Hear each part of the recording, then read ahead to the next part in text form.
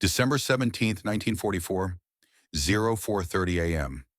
In the hilly terrain of the Ardennes forest along the German-Luxembourg border, Staff Sergeant George Mills of Easy Company, 109th Infantry Regiment, 28th Infantry Division, huddled in a hastily dug foxhole, his hands clamped firmly around an M1 Garand rifle, the stock pressed into his shoulder socket, his eyes fixed unblinkingly on the edge of the forest shrouded in darkness. Just 3 minutes earlier, a dense barrage of German rockets had screamed across the night sky, slamming into Easy Company's positions with ear-splitting explosions. Dirt and shrapnel rained down like a storm, the walls of the foxholes crumbling by the second, and acrid smoke instantly choked the entire position. Mills, a former piano salesman who had enlisted at 21 with no combat experience whatsoever, now found himself trapped alongside just 37 surviving comrades, surrounded by 15,000 German troops. Their supply lines had been completely cut off. The company was down to a mere 6 rifle rounds, 3 hand grenades, and 2 jammed Browning automatic rifles. Desperation loomed. Before the echoes of the rocket attacks faded, German 88mm artillery opened up with a creeping barrage, their shells landing with deadly precision on the company's communication trenches and machine gun nests. A machine gunner attempting to repair his heavy weapon was instantly thrown into the air by a shell blast, his body slamming against a nearby tree trunk as parts of his gun scattered across the ground. Mills ducked his head sharply, his hands clutching the lip of the foxhole as he felt every violent tremor of the earth beneath him. Above the thunder of the artillery, he could hear nothing but the muffled groans of his wounded comrades and their ragged breaths. Easy Company, tasked with monitoring German movements and protecting the main force's flank, had been deployed as the vanguard of the 28th Infantry Division to this hilly region, a mere 2 miles from the main Allied lines.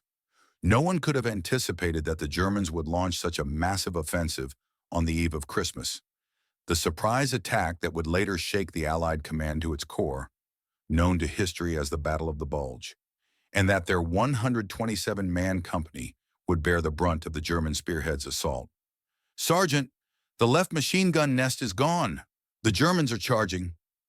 A young private crawled over from the left flank, covered in mud with blood trickling down his forehead, his voice cracking with a mixture of tears and labored breathing. Mills glanced up quickly, and in the fleeting flash of an exploding shell, he clearly saw at least 2 platoons of German soldiers, armed with MP-40 submachine guns, advancing rapidly toward their positions in a crouch, less than 100 meters from the forward trenches. He grabbed his M1 Garand, worked the bolt, and checked his ammunition.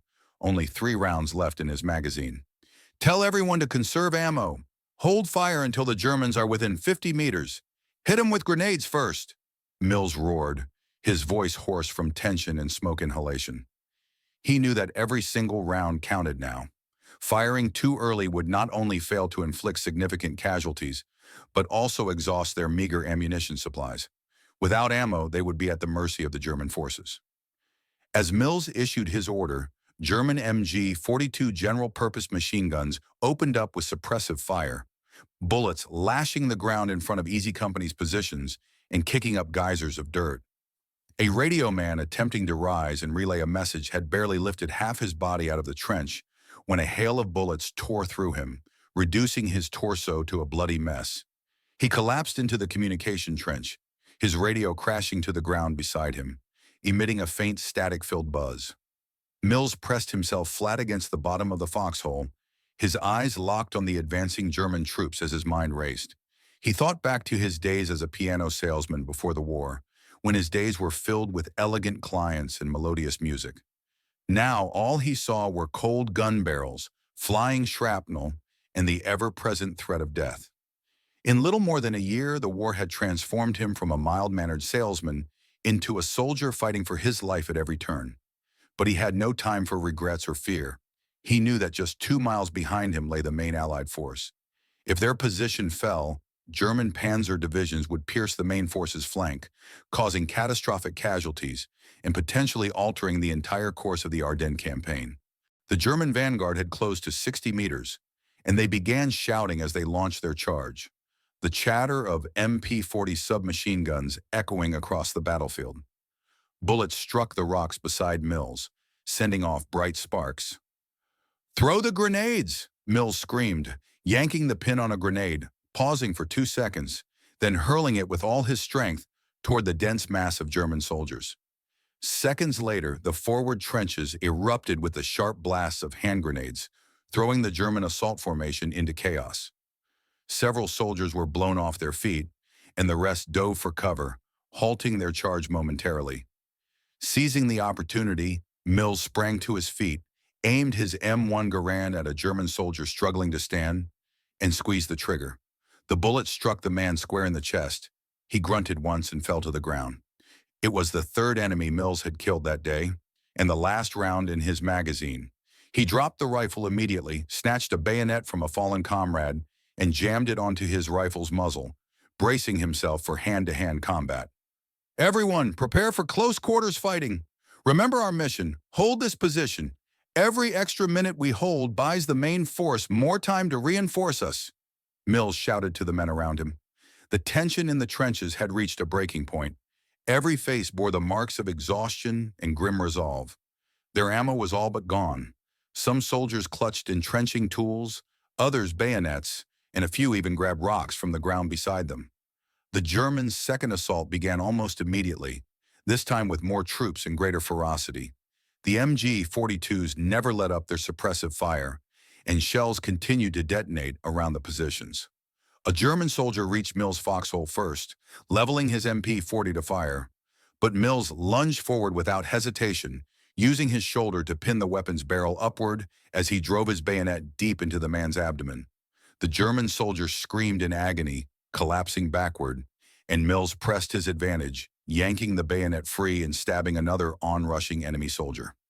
Fierce hand-to-hand combat erupted across every inch of the position, the air filled with the sounds of shouts, screams, clashing weapons, and the thunder of artillery, a deadly symphony of war. Mills's arm was sliced open by a German bayonet, blood flowing freely, but he barely noticed, mechanically swinging his rifle and stabbing at the enemies closing in around him. Just then, a German Panzer III tank emerged directly in front of the positions, its turret slowly turning as it aimed its cannon at Mills's sector. "Tank! There's a tank!" a comrade screamed, grabbing a grenade and attempting to charge the tank's tracks, only to be cut down by the tank's coaxial machine gun before he could take 3 steps. Mills's heart sank. They had no anti-tank weapons whatsoever. Against the tank's firepower, they were all but defenseless. The tank's cannon belched fire, and a shell landed in a nearby foxhole, obliterating both the position and the soldier inside. Mills knew they couldn't afford to stay on the defensive. He had to find a way to destroy the tank, or the entire position would fall in minutes. He scanned the battlefield frantically and spotted a destroyed machine gun nest nearby, still containing several crates of undetonated mortar rounds. Crawling forward under heavy fire, he reached the nest and pried open a crate, grabbing a mortar round and yanking out its fuse, clutching it tightly in his hand. By now the tank had closed to less than 30 meters, its machine gun still spraying bullets. Mills took a deep breath, and as the tank turned to face another part of the line, he jumped to his feet and hurled the mortar round at the joint between the tank's tracks and turret, the vehicle's weakest point. The mortar round struck home with a deafening blast. The tank's tracks were torn apart instantly, immobilizing it where it stood, and its turret ground to a halt. Before Mills could celebrate, a German soldier charged from behind and tackled him to the ground, leveling his rifle at Mills' chest. Mills rolled instinctively as the bullet buried itself in the dirt beside him, then scrambled to his feet and engaged the soldier in a brutal bayonet fight. After a few desperate seconds, Mills drove his bayonet into the man's throat. He collapsed to the ground, motionless. Gasping for breath, Mills leaned against a shattered tree trunk and surveyed the battlefield. The positions were a scene of utter devastation, littered with bodies and the wreckage of weapons. His comrades were still fighting valiantly, but their numbers were dwindling fast. He had no idea how much longer they could hold out, or if the main force would arrive in time to save them. But one thought burned in his mind. Never retreat. Hold the line. Daylight began to break, the first rays of dawn piercing the smoke and illuminating the blood-soaked ground. The German assault paused momentarily as if they were regrouping to launch an even larger offensive. Seizing the lull, Mills set about counting the remaining men and supplies. After a night of brutal fighting, the 127-man company had been reduced to just 29 soldiers, 11 of them wounded, leaving only 18 able to fight. Their supplies were nearly exhausted. Besides the few mortar rounds Mills had found, they had just one functional rifle and a handful of bayonets. Ammunition was completely gone. Communication with the main force remained severed, and resupply was nowhere in sight. Mills knew the worst was yet to come. The next German attack would be more ferocious than ever, and they had nowhere left to retreat.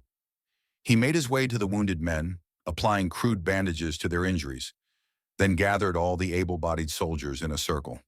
"Men, we're out of ammo and surrounded, with no word from reinforcements," Mills said, his voice hoarse but unwavering. "I know the odds are stacked against us. This is as desperate as it gets. But I want you to remember, we're not just fighting for our own lives. We're fighting for the main force behind us, for the entire Allied campaign. Every extra minute we hold this line gives them more time to bring in reinforcements, to save countless more lives.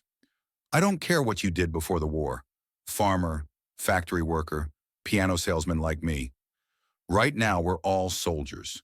We're all the men holding this line. I ask you to stand with me. Hold the line. Never retreat." "Hold the line! Never retreat!" the soldiers shouted in unison, their voices weak but filled with unshakable resolve. They knew their fates were tied to this patch of ground. Either they would hold until reinforcements arrived, or they would die where they stood. Mills looked at the exhausted but determined faces around him, and a wave of emotion washed over him. He remembered something his old boss had told him back at the piano shop. "Whatever you do, see it through to the end. Never give up halfway." At the time, he hadn't fully understood what those words meant. Now, on this war-torn battlefield, he finally did. At around 8 a.m., the German assault resumed. This time, they threw in even more infantry, supported by 4 tanks, launching simultaneous attacks from 3 directions. The MG-42s roared like chainsaws. Shells exploded relentlessly across the positions, and the entire line was engulfed in smoke and flame. Using the shattered remains of their fortifications for cover, Mills and his men fought back with everything they had: bayonets, entrenching tools, rocks, engaging the Germans in a desperate, brutal struggle. One soldier crushed a German skull with his entrenching tool, only to be stabbed in the back by another enemy soldier. Another grabbed a mortar round, charged a German tank, and sacrificed himself in a suicidal explosion that destroyed the vehicle. Mills watched his comrades fall one by one, grief overwhelming him, but he had no time to mourn. He could only fight harder. Swinging his rifle, he stabbed at the onrushing Germans. His arm wound splitting open again from the exertion, blood soaking his uniform. But he paid it no mind.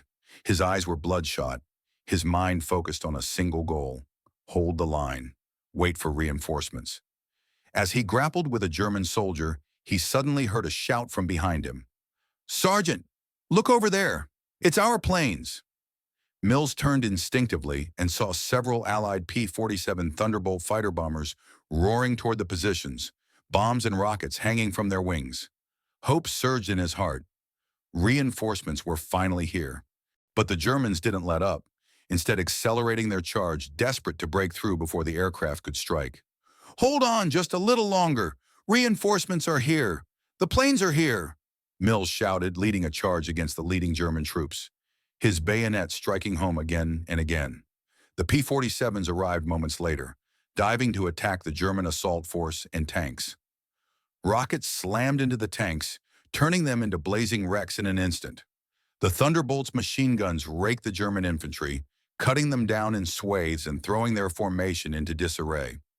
Seizing the opportunity, Mills and his men launched a counterattack, chasing the retreating Germans with their makeshift weapons. The German assault was broken completely, and a fragile silence fell over the positions. Mills and his surviving comrades collapsed to the ground, gasping for breath, their faces etched with exhaustion, but also relief. They knew their stand had paid off. Reinforcements would arrive soon, but they also knew the Germans wouldn't give up easily. The fighting was far from over.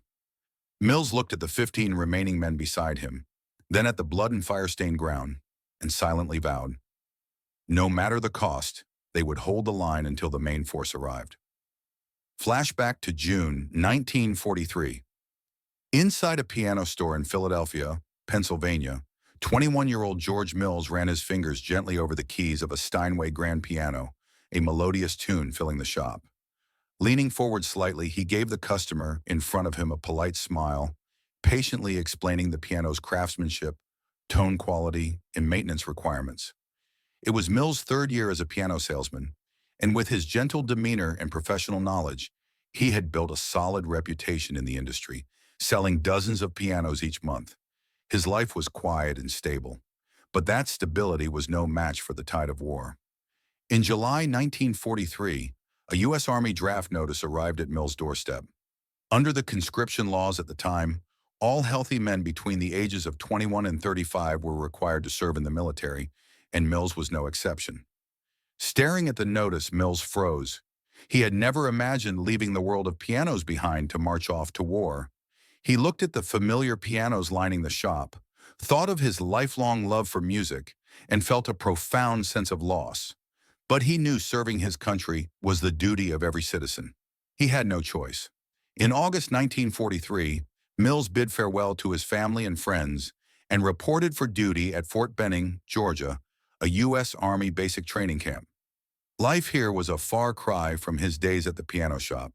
No melodious music, only shrill bugle calls, harsh drill sergeants, and grueling physical training. Every day he was up before dawn for a 5-kilometer cross-country run, followed by push-ups, sit-ups, obstacle courses, and other physical exercises. In the afternoons, he trained in weapons handling, tactical drills, hand-to-hand combat, and other military skills. Mills had been frail since childhood, and at first he struggled to keep up with the other recruits, drawing frequent criticism from his drill sergeants. But he refused to quit.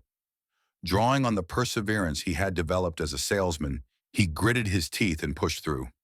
During weapons training, Mills handled an M1 Garand rifle for the first time. The standard-issue rifle of the U.S. Army at the time, the M1 fired 7.62 millimeter rounds from an 8-round on-block clip, boasting a high rate of fire and exceptional accuracy. At first, Mills struggled to master the fundamentals of shooting, his bullets consistently missing the target. Seeing his difficulty, his drill sergeant took him under his wing, personally adjusting his shooting stance, aiming technique, and breathing rhythm. Mills studied diligently, practicing repeatedly until his fingers were blistered from working the bolt and his shoulder was bruised from the recoil. But he never complained. After a month of rigorous training, his shooting skills improved dramatically, and he could hit targets accurately at 100 meters. During tactical drills, Mills learned how to dig foxholes, use terrain for cover and concealment, conduct squad-level coordinated attacks, and other essential battlefield skills. He knew these skills would be the difference between life and death on the front lines, and he paid close attention to every word his instructor said, participating actively in every drill. Before long, he had fully adapted to military life. His interactions with his fellow recruits also helped him shed his mild-mannered salesman persona, replacing it with a newfound toughness and decisiveness. He realized that in the Army, only through teamwork and cooperation could they defeat the enemy. In January 1944, Mills completed basic training and was assigned to Easy Company, 109th Infantry Regiment, 28th Infantry Division, with the rank of private. The 28th Infantry Division, nicknamed the Keystone Division, was a veteran unit originally activated in 1917, with a distinguished combat record in World War I. Following the outbreak of World War II, the division was reactivated and reinforced with thousands of new recruits, including Mills. Easy Company's commander was Captain John Harmon, a seasoned veteran who had fought in the North African and Sicilian campaigns. Harmon was known for his strict discipline, often telling his men, "On the battlefield, only rigorous training will save your life." After joining Easy Company, Mills underwent even more intensive training, participating in simulated amphibious landings, urban close-quarters combat drills, forest warfare exercises, and other realistic training scenarios. His military skills improved by leaps and bounds.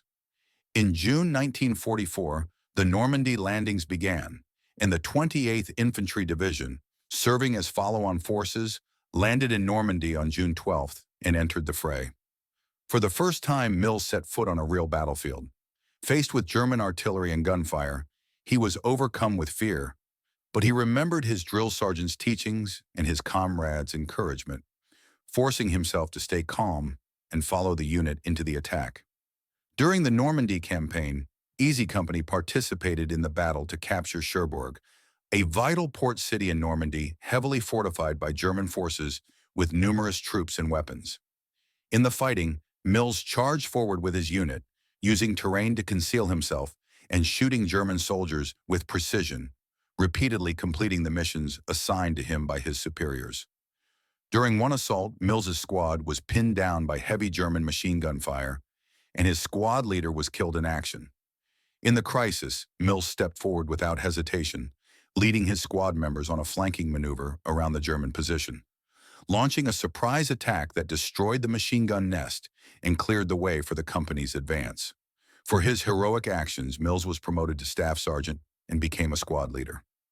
After the Normandy campaign ended, the 28th Infantry Division continued its advance inland into France, participating in a series of fierce battles.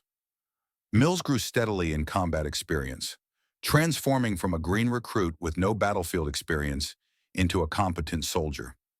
In November 1944, the 28th Infantry Division pushed to the Ardennes forest along the German-Luxembourg border, receiving orders to garrison the area, monitor German movements, and protect the main force's flank.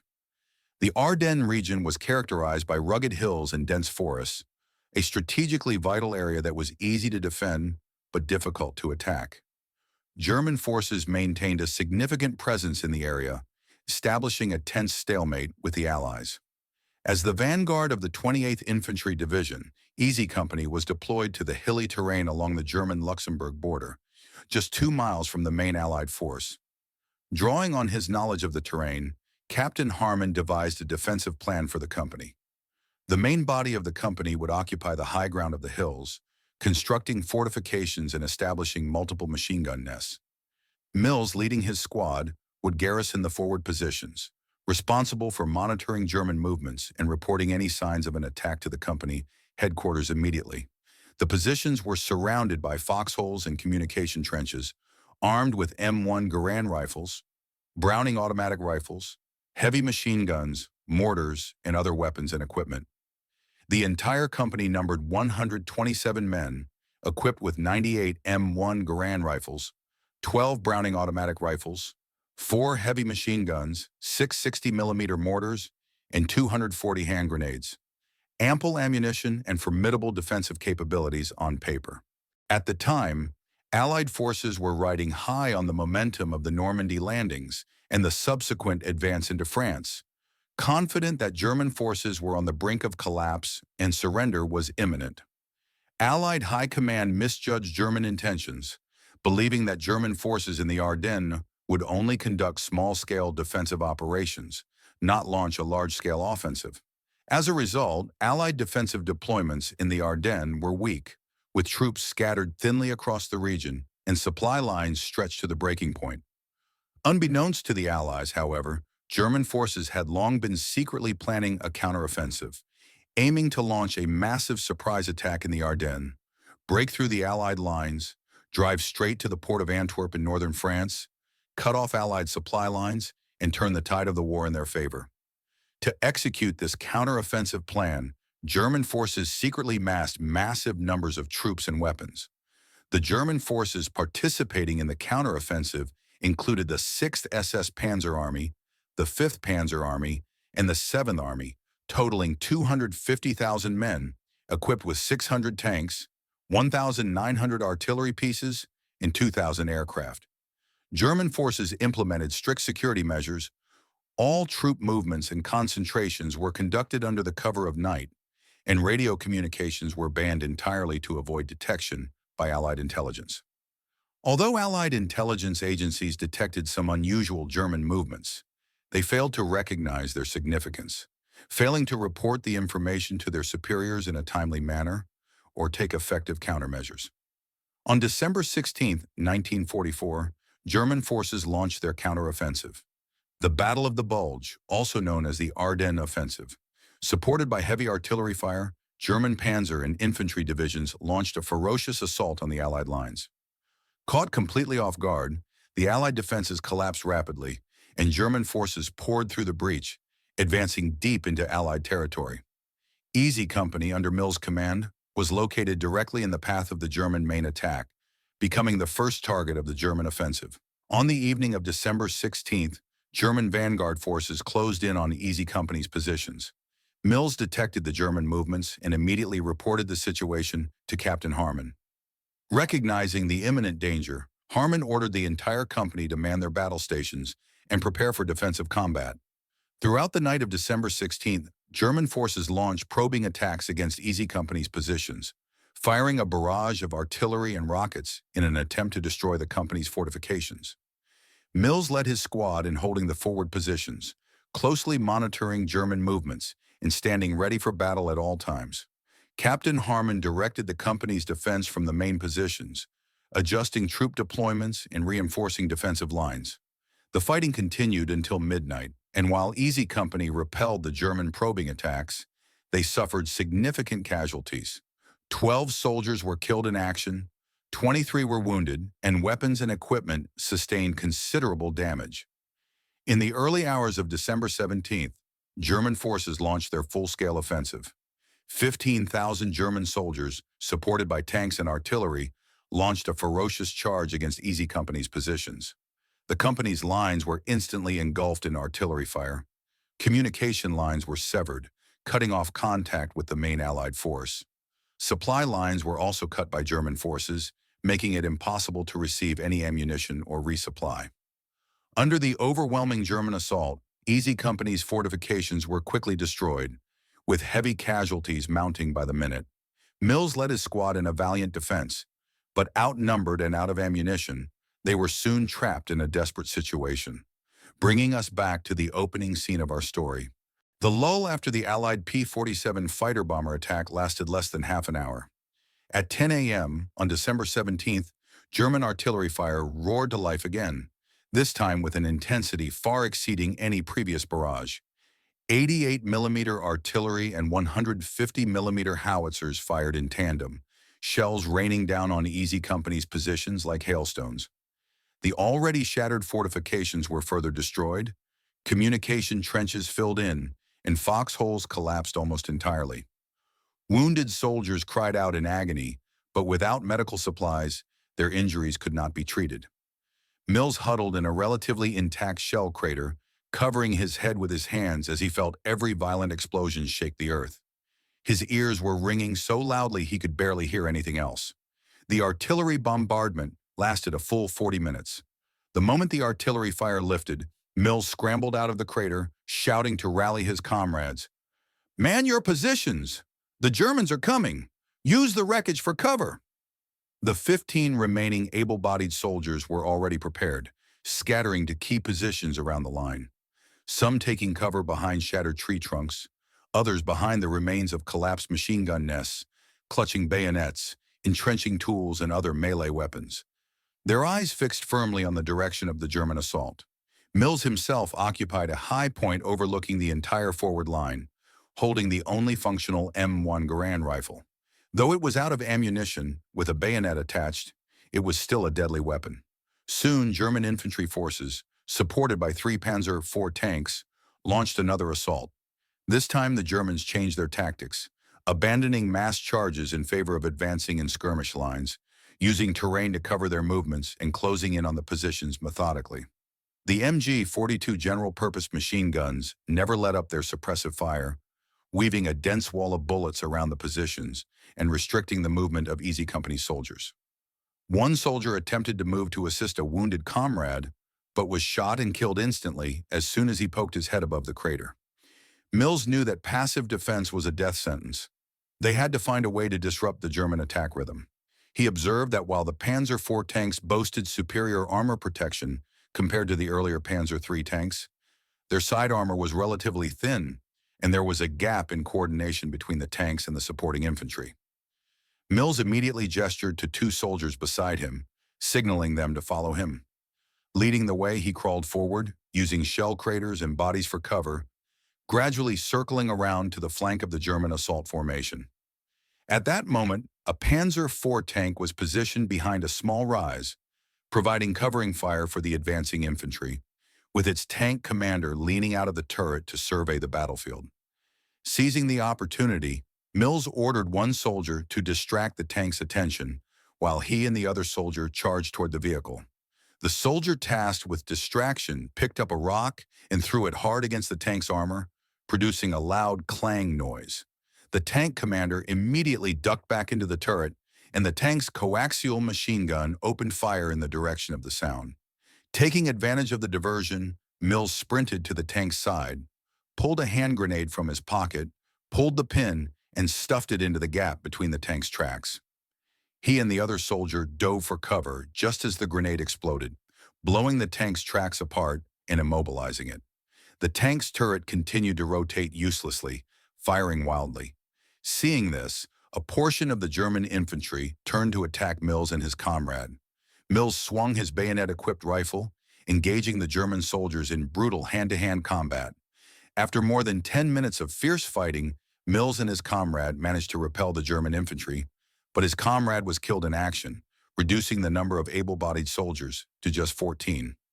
Returning to the high point, Mills discovered that two more soldiers had been wounded in the fighting and were no longer able to fight, increasing the defensive pressure on the remaining men. He reorganized his forces immediately, concentrating the 12 remaining able-bodied soldiers in the core area of the positions to form a circular defense, allowing them to resist attacks from all directions. At 12:30 p.m. on December 17th, German forces launched their fourth assault. This time, they committed even more troops, supported by two Tiger I's heavy tanks. The Tiger I's 88mm cannon was devastatingly powerful, capable of destroying the remains of the fortifications with a single shot. Mills and his men were forced to constantly shift positions, using the terrain to evade the tank's fire. One soldier was hit by a Tiger I shell while moving to a new position, his body torn to pieces in the blast. A horrific sight that haunted Mills for the rest of his life. Grief and anger surged within him at the loss of his comrade, but he knew there was no time to mourn. He had to hold the line. He noticed that the Tiger I's turret traversed relatively slowly, and he decided to exploit this weakness to launch a counterattack. Leading 3 soldiers, he carried the remaining 3 mortar rounds and quietly circled around to the rear of the Tiger I tanks. The rear armor of the Tiger I was its most vulnerable point, a fatal flaw. Mills ordered 2 soldiers to distract the tank's attention, while he and the other soldiers sprinted to the rear of one tank, placing a mortar round on the engine deck, pulling the fuse and retreating rapidly. The mortar round exploded, destroying the tank's engine and sending thick black smoke billowing into the air, rendering it completely inoperable. The other soldiers succeeded in disabling the second Tiger I tank by throwing a hand grenade into its tracks, halting the German assault once again. Despite suffering heavy casualties in the repeated assaults, German forces still held a massive numerical advantage. At 3 p.m. on December 17th, German forces halted their ground attack and began a sustained artillery bombardment of Easy Company's positions. By this point, there were no intact fortifications left whatsoever. The soldiers were forced to huddle in shell craters, enduring the relentless artillery fire. Mills had been wounded in the abdomen by shrapnel, blood soaking through his uniform, but he bandaged the wound crudely with a strip of cloth and continued to hold the forward line. As evening fell, snow began to fall, and temperatures plummeted sharply. The bitter cold presented a new challenge for Easy Company soldiers. Their uniforms were thin, they had no winter gear, and many soldiers suffered from frostbite on their hands and feet. The wounded soldiers' moans grew weaker and weaker as the cold sapped their strength. Mills gathered the 10 remaining able-bodied soldiers and had them strip the uniforms from the fallen comrades, distributing them to keep warm. Looking at his exhausted, wounded comrades, he said firmly, "Men, it's getting dark. The Germans will probably stop attacking for now, but we can't let our guard down. We need to use the night to repair the fortifications, collect usable weapons and supplies, and prepare for tomorrow's fighting." The positions fell silent that night, save for the soft sound of snow falling and the faint moans of the wounded. Mills led the men in digging makeshift foxholes in the snow, scavenging weapons, ammunition, and food from the bodies of fallen comrades and German soldiers. After a thorough search, they found 5 rifle rounds, 2 hand grenades, and a small amount of chocolate and canned food carried by the German soldiers. Though meager, these supplies were a lifeline for the starving, freezing soldiers of Easy Company. Mills distributed the ammunition and grenades to the best shots among the men, dividing the food equally among everyone, including the wounded. In the dead of night on December 17th, temperatures dropped to -15 degrees Celsius. Mills and his comrades huddled together in the makeshift foxholes, clinging to each other for warmth. They dared not sleep, fearing a German night attack. Mills leaned against the wall of the foxhole, watching the snowflakes drift down from the sky, and thought of his family far away. He thought of his parents, of his days at the piano shop, of the melodious music he used to play. But he quickly pushed these thoughts aside. He knew that only by holding the line would he have a chance to see his family again. At 2 a.m. on December 18th, the Germans launched their night attack as expected. Under the cover of darkness, they crept toward Easy Company's positions, aiming to launch a surprise assault. But Mills had been prepared. He had posted 2 soldiers on guard duty, patrolling the forward line every 15 minutes. When the Germans closed to within 30 meters of the positions, the guards detected their movements and sounded the alarm immediately. Mills ordered everyone to man their battle stations, opening fire on the Germans with hand grenades and the few remaining rifle rounds. The darkness disorganized the German assault formation, and Easy Company soldiers used their intimate knowledge of the terrain to their advantage, constantly shifting positions and harassing the German forces.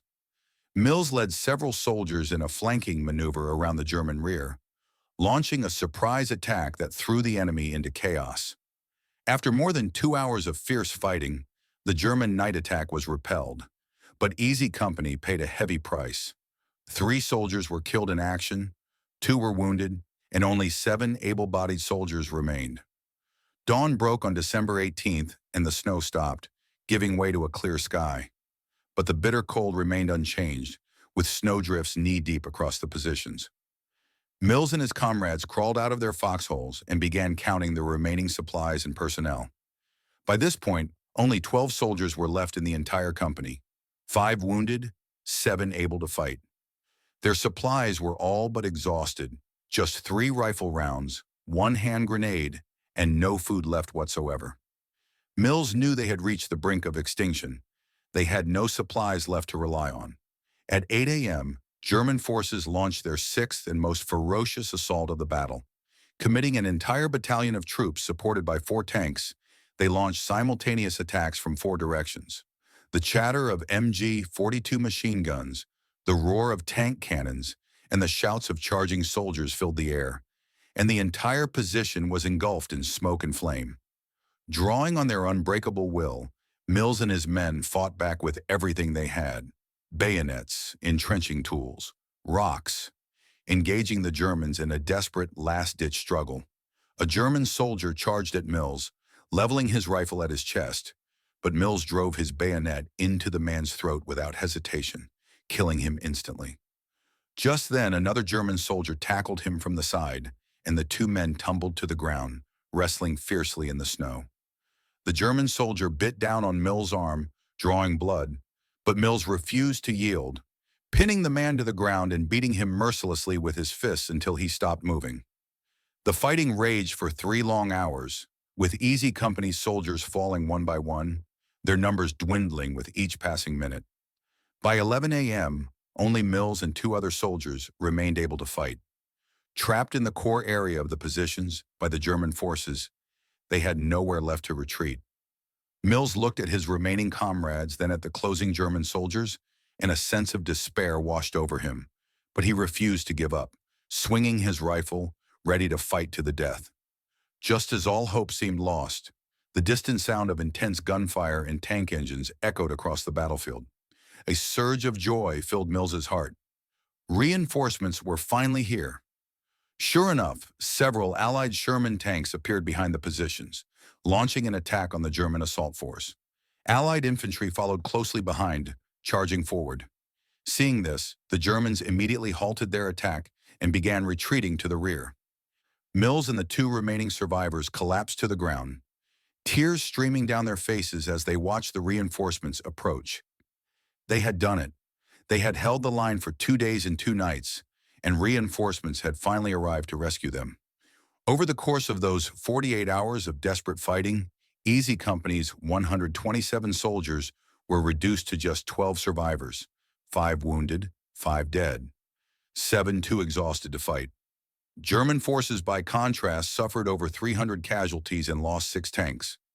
Outnumbered, outgunned, and completely cut off from supplies, Mills and his comrades had held firm against 15,000 German troops, buying critical time for the arrival of Allied reinforcements and laying the foundation for the Allied counteroffensive in the Battle of the Bulge. From a tactical perspective, Easy Company's desperate stand was a masterclass in outnumbered defensive warfare.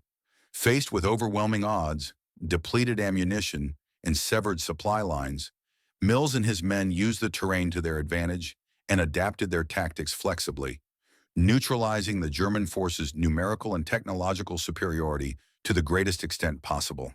The hilly, forested terrain of the Ardennes naturally restricted the mobility of German armored forces, and while Easy Company's initial fortifications were quickly destroyed by German artillery, the shattered remains of trenches and shell craters provided natural cover for the defenders. Time and again, Mills led his men in flanking maneuvers, avoiding direct confrontation with German firepower and launching surprise attacks from the sides and rear, tactics that effectively disrupted the German assault rhythm. Of particular note was Mills' precise understanding of the weaknesses of German equipment, which proved crucial to the defensive counterattacks. Faced with the threat of German Panzer III, Panzer IV, and Tiger I tanks, Easy Company had no anti-tank guns or rocket launchers at their disposal, but Mills led his men in targeting the tank's most vulnerable points: the joint between the tracks and turret of the Panzer III, the thin side armor of the Panzer IV, and the rear engine compartment of the Tiger I. Using hand grenades, mortar rounds, and even rocks as weapons, they employed suicidal close-quarters tactics to destroy or disable 6 German tanks over the course of the battle, significantly weakening the German forces' assault capabilities. This ability to know oneself and know the enemy stemmed from Mills' combat experience and reflected his transformation from a piano salesman into a seasoned combat leader. In terms of firepower utilization, Easy Company adhered to the principle of precision and conservation. With ammunition critically scarce, Mills strictly ordered his men to hold fire until the Germans are within 50 meters, maximizing the lethality of every bullet fired. The company's meager initial reserves, 6 rifle rounds and 3 hand grenades, were used at key moments during the German assaults, effectively slowing the enemy's advance. Once ammunition was exhausted, Easy Company transitioned seamlessly to hand-to-hand combat, using bayonets and entrenching tools to fight on, a stubborn resistance that inflicted heavy casualties on the Germans and dealt a severe blow to their morale. The Germans had expected to overrun the isolated position easily, but instead encountered far stiffer resistance than anticipated, their offensive momentum grinding to a halt. From a strategic perspective, Easy Company's stand was of decisive importance to the outcome of the Battle of the Bulge. In the early stages of the offensive, German forces had exploited the element of surprise to break through the Allied lines, their core objective being to drive straight to the port of Antwerp in northern France, cut off Allied supply lines, and encircle and destroy Allied forces in the region. Easy Company, under Mills' command, was stationed in the hilly terrain along the German-Luxembourg border, directly in the path of the German main attack, just 2 miles from the main Allied force. If Easy Company's position had fallen, German panzer divisions would have been able to pierce the main Allied force's flank unimpeded, posing a direct threat to the safety of the main force and potentially triggering a complete collapse of the Allied lines.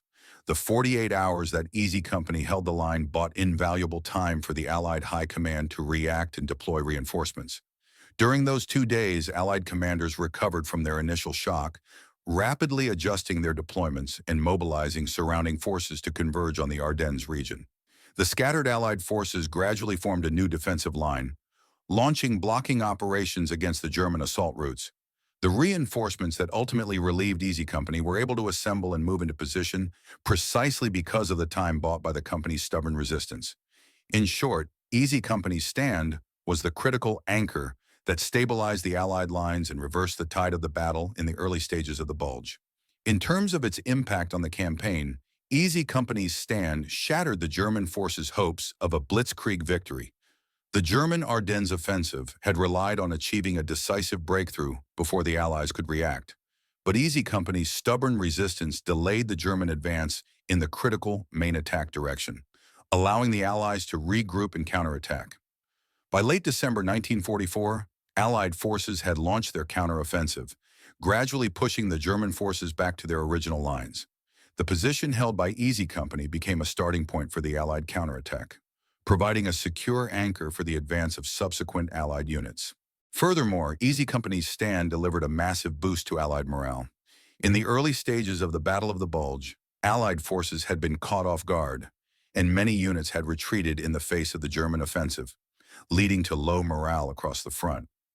The story of Easy Company, an isolated, outgunned unit that held out against 15,000 German troops, spread rapidly throughout the Allied ranks, becoming a symbol of stubborn resistance. Soldiers drew inspiration from Easy Company's example, their morale soaring and infusing new energy into the Allied counteroffensive. Conversely, the German forces suffered a severe blow to their morale, having suffered heavy casualties for little gain at Easy Company's positions, their offensive momentum faltering. This psychological shift played an indirect but crucial role in determining the outcome of the battle. From a command perspective, Mills's ability to make sound decisions under pressure was the cornerstone of Easy Company's survival. As a squad leader, Mills took the initiative to assume command of the company when Captain Harmon was presumably killed or cut off from the unit, organizing the defense and rallying the surviving soldiers. Time and again, he adjusted his defensive posture to meet the evolving battlefield situation, from forward perimeter defense to core area circular defense, from frontal resistance to flanking harassment, from daytime holding actions to nighttime vigilance, each adjustment perfectly tailored to the tactical reality on the ground. He also prioritized morale using the slogan, "Hold the line to buy time for the main force," to inspire his men in their darkest hour, ensuring that the decimated unit retained its fighting spirit until the very end. This style of calm under fire, leading by example, leadership was the spiritual core that allowed Easy Company to hold out for 2 days and 2 nights.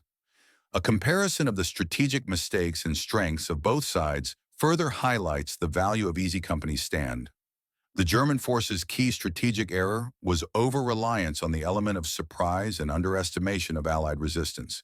They committed excessive forces to storming Easy Company's isolated position, delaying their overall advance for little tactical gain.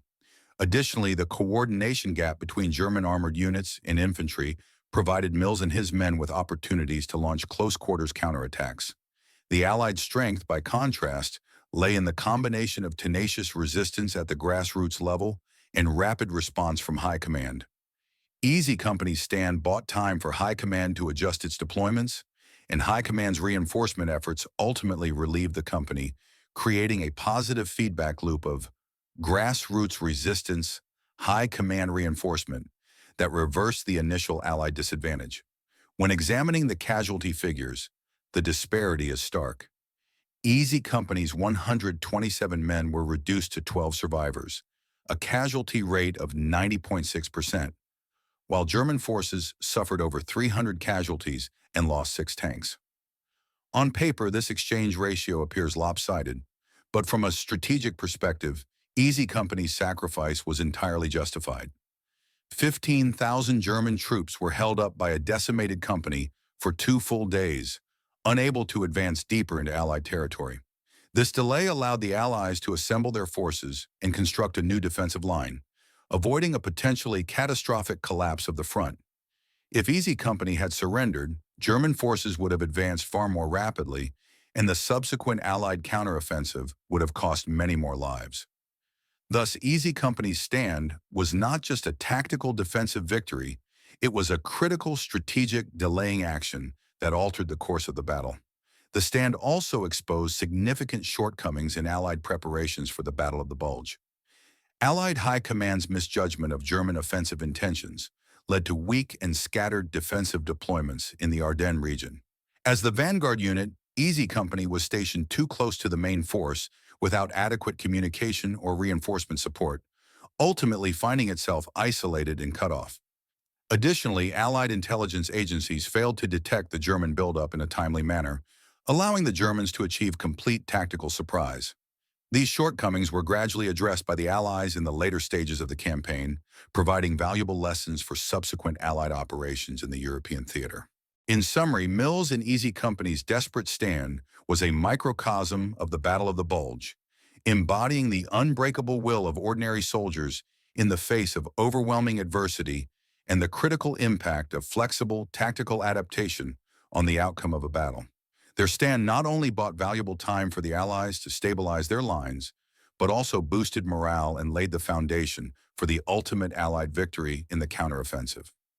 From a military history perspective, Easy Company's story has become a classic case study of outnumbered, desperate defense, cited repeatedly in subsequent military textbooks, with its tactical lessons and spiritual legacy continuing to offer valuable insights to this day.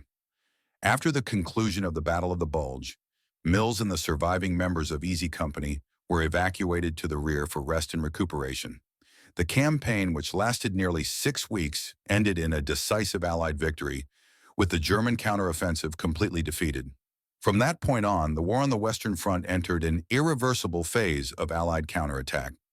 Easy Company's 48-hour desperate stand in the hills along the German-Luxembourg border was immortalized in history, becoming a symbol of the indomitable resistance of Allied frontline troops. For his heroic actions in the battle, Mills was awarded the Silver Star Medal, the third highest decoration for valor in the U.S. Army. The medal was not only a recognition of his personal courage, but also a tribute to the sacrifice and perseverance of the entire Easy Company.